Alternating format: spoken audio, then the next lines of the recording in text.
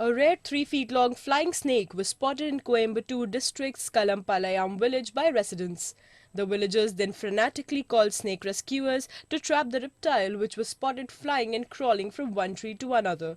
The snake rescuer, Rajit, identified the reptile as a rare Sri Lankan flying snake. இது first time flying ஸ்னேக்ன்றது mostly எங்களுக்கு தெரிஞ்சு யாரும் பிடிச்சதில்லை. இங்கே நாங்கள் இதை ரெஸ்கியூ பண்ணிக்கிறோம் முதலாக.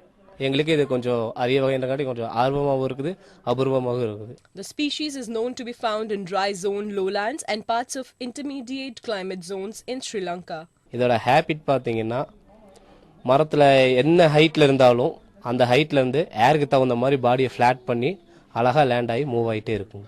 The reptile was later handed over to the forest department. Correspondent Jewa from Coimbatore for ANI.